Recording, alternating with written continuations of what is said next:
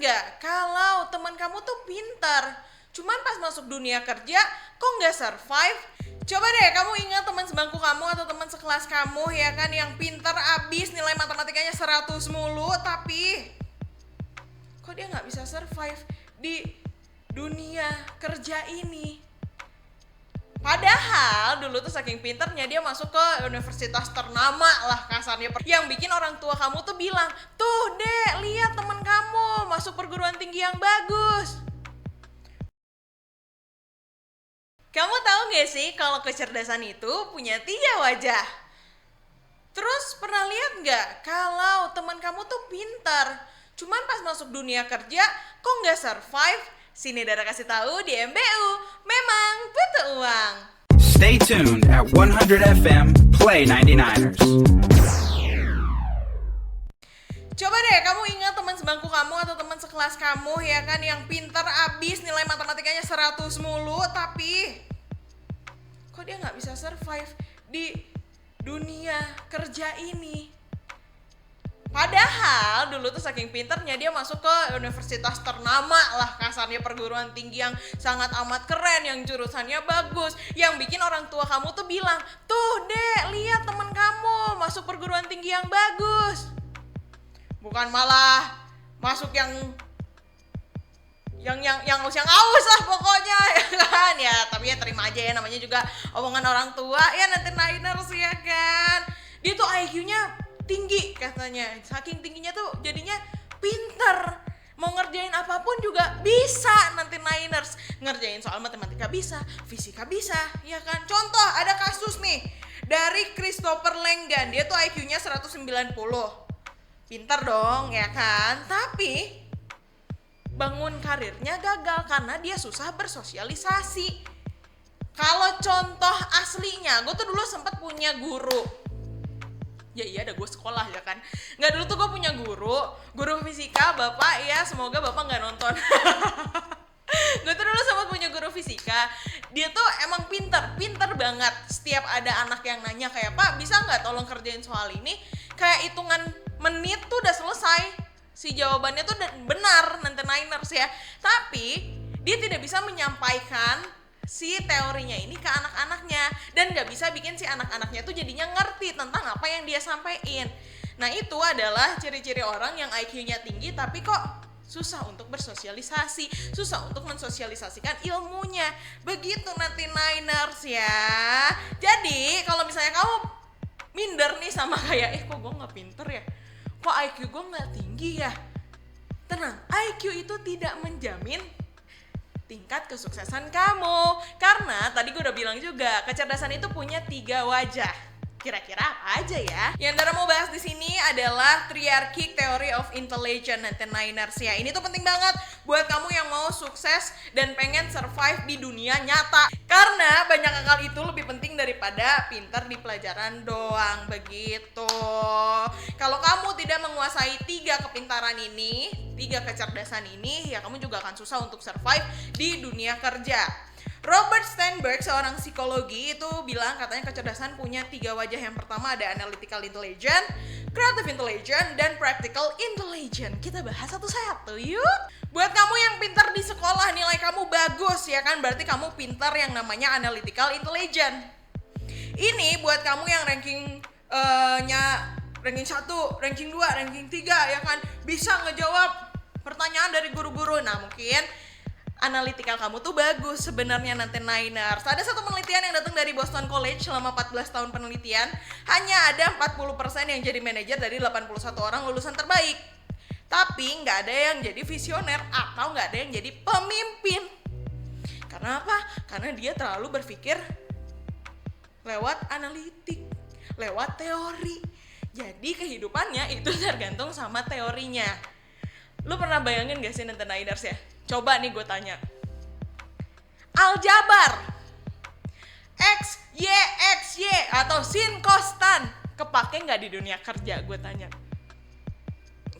Tidak semuanya terpakai kan? Sebenarnya sih logikanya kayak gitu nanti Niners. Jadi walaupun sebenarnya kamu jago di satu pelajaran, kamu jago bisa ngejawab sesuatu, kamu jago teoritis, itu tidak menjamin kamu juga akan sukses di dunia kerja. Karena yang kamu butuhin bukan analytical intelligence aja, tapi ada 2 kecerdasan lainnya. Kita ambil contoh, ya kan sekarang tuh baru rilis handphone iPhone 17 yang warna oranye, tahu kan? Iya. Biasanya iPhone seri ganjil itu tuh ditunggu-tunggu banget sama masyarakat. Karena katanya iPhone seri ganjil tuh bagus, iPhone seri ganjil tuh nggak pernah gagal.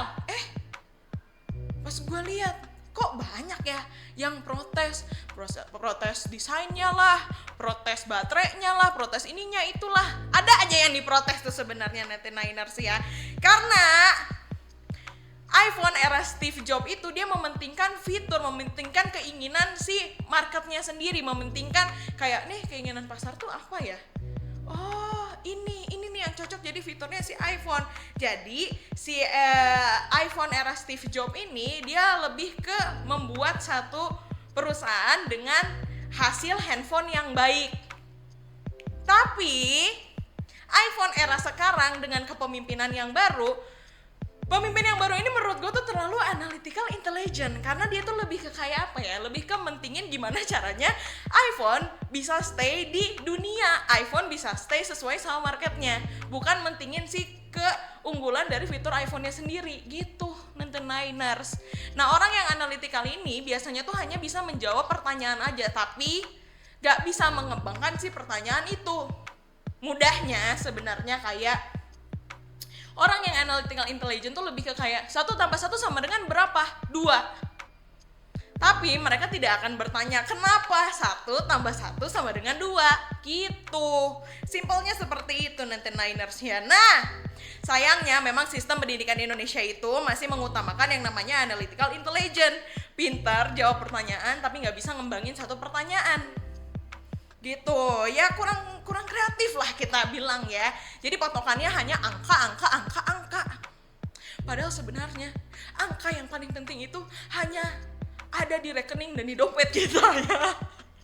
Dan untuk menambah angka-angka yang ada di rekening dan dompet kita itu kita butuh yang namanya creative intelligence, aka kecerdasan nomor 2. Kata Raymond Chin di TikToknya tuh bilang, kalau orang pinter analytical intelligence jago nyari jawaban, nah kalau orang yang creative intelligence itu jago bikin pertanyaan baru.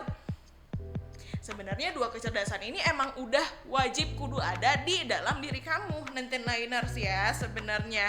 Kalau kamu cita-citanya pengen jadi pengusaha, kalau kamu cita-citanya pengen jadi pembisnis, ya kan? Pengen jadi startup founder, pengen punya agensi ya atau apapun sifatnya yang bikin sistem baru, ya kamu tuh butuh banget sama yang namanya kreativitas intelijen ini gitu. Biar apa? Biar apa yang kamu bikin itu tidak hanya mencari jawabannya saja, tidak hanya mencari keuntungannya saja, tapi bisa berkembang. Let's say, ya kan, kalau misalnya kamu nih jago dalam bisnis, kamu bikinlah satu brand, brand makanan misalnya, ya kan, kamu bikin satu brand makanan. Nah, kalau kamu berpikirnya atau kamu hanya punya kecerdasan analytical intelligence, kamu hanya bisa bikinnya aja. Udah bikin perusahaannya udah jadi, kamu nggak akan bisa ngembangin kalau kamu nggak punya kreativitas intelijen. Karena apa? Ya karena kreativitas juga akan mendukung berkembangnya si bisnis kamu ini 99ers gitu. Sayangnya orang-orang kreatif intelijen itu dianggap aneh karena dia terlalu out of the box. Padahal sebenarnya ide-ide yang munculnya tuh kayak kok keren kali, kok bisa balik modal nih kayaknya idenya. Karena sebenarnya kalau kamu mau bikin bisnis, ide preparationnya itu yang menurut gue ya susah untuk didapetin. Lah sekarang kalau mau bikin makanan, bisnis makanan misalnya, rice bowl udah ada, ya kan? Bisnis keripik udah ada, bisnis coffee shop udah banyak, ya kan? Nah justru kita butuh orang yang kreatif intelijennya tuh tinggi lah kasarnya. Biar apa? Biar kita bisa menciptakan sesuatu yang baru, yang out of the box. Jadi orang yang punya kreativitas intelijen tinggi itu bukan orang aneh, tapi orang unik.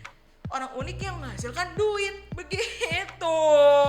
Idenya masuk ke ada-ada aja sebenarnya, ya kan. Nah orang kayak gini tuh sebenarnya biasanya idenya bagus, tapi eksekusinya yang kurang bagus.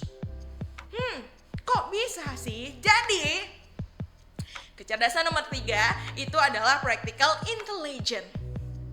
Kamu udah berpikir analitis gimana caranya kamu bikin bisnis. Udah ada skema bisnisnya nih ya kan. Oh, aku butuh creative intelligence. Aku harus bikin bisnis yang orang lain gak pernah punya. Oke, udah ada idenya. Pas praknya, pas melakukan si bisnisnya ini ngawur langsung kalau misalnya kamu nggak punya si practical intelligence begitu. Nah, practical intelligence ini tuh sebenarnya adalah salah satu kecerdasan yang bikin kita bertahan dan survive di dunia nyata. Dan fun fact-nya, pelajaran ini atau kecerdasan ini tuh adalah kecerdasan yang paling susah untuk dipelajari. Karena kita kan nggak tahu sebenarnya di lapangannya tuh seperti apa.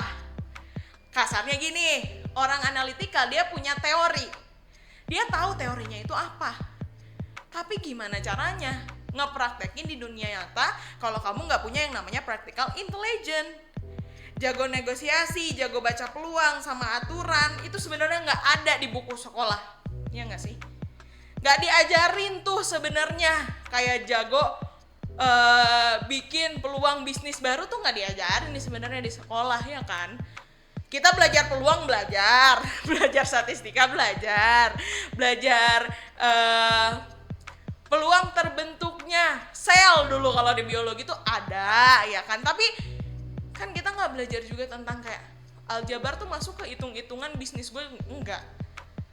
Nah, kita harus tahu dulu nih gimana caranya kita ngepraktekin sesuatu yang memang akan kita lakukan. Jadi, selain kamu harus punya analytical intelligence-nya, teorinya, kamu harus punya juga kreatifnya, dan kamu juga harus tahu gimana cara mempraktekannya. Begitu nanti Niners ya. Singkatnya ya, practical intelligence itu orang-orangnya orang-orang lapangan. Walaupun sebenarnya orang lapangan tuh agak lumayan susah untuk berpikir kreatif sih. Jujur gue kan orang lapangan ya, kalau dari segi bisnis gue tuh bisa tuh ngeliat, oh ini bisnis yang ini kurangnya A, bisnis yang itu kurangnya B. Gue udah bisa ngeliat tuh kekurangan bisnis orang, ancaman bisnis orang ke bisnis gue, kasarnya gitu ya kan. Tapi kadang nih otak suka mentok, apa yang harus gue lakukan ya biar bisnis gue bisa lebih maju daripada bisnis tuh orang. Karena apa? Karena kreativitas gue kurang. Jangan sampai kamu juga kayak begitu nanti Niners ya. Ini kan contohnya contoh pribadi aja lah begitu. Makanya kenapa aku menyarankannya kamu untuk punya 3 kecerdasan itu. Yang pertama tadi analytical intelligence, creative intelligence, sama satu lagi adalah ya practical intelligence. Nah, tambahannya kamu juga harus nguasain yang namanya wisdom intelligence. Ya, sebenarnya sih kalau kamu udah nguasain triarchic theory of intelligence yang tadi 3 kecerdasan tadi itu tuh, gue yakin banget kamu udah pasti punya wisdom intelligence. AKA kamu bisa bijak dalam menghadapi sesuatu. Kamu bisa bertanggung jawab atas sesuatu yang kamu pilih. Kamu bisa menganalisis dengan simple tapi tepat. Terus kamu bisa kreatif tapi bermanfaat. Jadi idenya tuh gak ide-ide murahan, upsi. Dan bisa ngepraktekin, terus ngajarin juga ke yang lain, ke yang membutuhkan. Kira-kira tuh bisnis tuh kayak gimana sih sebenarnya ya. Kalau gue kan lebih ke acuannya ke bisnis ya. Ya apapun yang kamu lakuin tuh kamu juga butuh yang namanya wisdom intelligence. Atau kamu harus bijak mengambil satu keputusan. Jangan labil, jangan seperti Libra saya. Gitu. Ya biasanya ini tuh bisa kamu dapetin dari orang-orang yang memang pengalamannya tuh banyak. Orang-orang yang mungkin umurnya lebih di atas kita, kan banyak tuh pengalamannya. Dulu tuh saya kalau bisnis kayak gini, dulu tuh saya kalau ngerjain proyek kan kayak gini. Nah, kamu ambil ilmunya, kamu ambil pembelajarannya, kamu ambil pengalamannya mereka untuk dipelajarin di kehidupan kamu nanti Niners gitu. Jadi kalau untuk mau dapetin si wisdom intelligence tuh lebih ke kayak ya lu belajar deh dari pengalaman orang sebenarnya. Nah, kalau kamu udah bisa nguasain 4-4-nya si kecerdasan ini, gue yakin banget mau IQ lu segede ucrit juga gue yakin banget lo bisa sukses di kehidupan duniawi ini nanti Niners ya. Jadi kesimpulannya kalau kamu ngerasa nggak pinter-pinter banget ya, jangan insecure. Tidak boleh insecure ya kan, kamu masih punya kecerdasan yang lain. Begitu, asal kamu mau belajar nanti Niners ya. Dan kalau misalnya masih dimarahin sama si mama kayak, ih Meni kamu tuh nggak pinter ya, jawab aja, mah kepintaran itu bukan dinilai dari IQ saja, tapi mama lihatlah video podcastnya Sevia Dara begitu, biar mamanya juga ngerti karena ada kecerdasan yang lainnya begitu nanti Niners. Gak mesti 100% semuanya kamu milikin, gak mesti, tapi at least semuanya ada di kamu. Misal kayak kreatifnya ada di 50%, 20%-nya analitik, 30%-nya praktik gitu. Yang penting semuanya ada lah di kehidupan kamu ini nanti Niners ya. Terus misal kayak 30%-nya analitik, terus 30%-nya lagi kreatif, ya kan? 20%-nya praktik, 20%-nya lagi si wisdom intelligence ini. Pokoknya semua harus wajib kudu ada di kehidupan kamu. Biar apa? Biar kamu sukses secara nyata. Begitu. Kan yang penting itu apa, pemirsa? Survive, bukan sukses. Kalau orang udah sukses tapi dia tidak bisa survive, ya jatuh nanti dia begitu. Tapi kalau orang udah bisa survive, dia bisa beranjak untuk menuju kesuksesan duniawi begitu ya. Semoga kita sukses bareng-bareng nanti Niners ya. Itu aja yang bisa gue sampein di MBU episode kali ini. Jadi kamu pastiin untuk gak kemana-mana karena masih banyak lah episode-episode lainnya yang lebih seru. Sampai bertemu di episode selanjutnya. Memang butuh uang.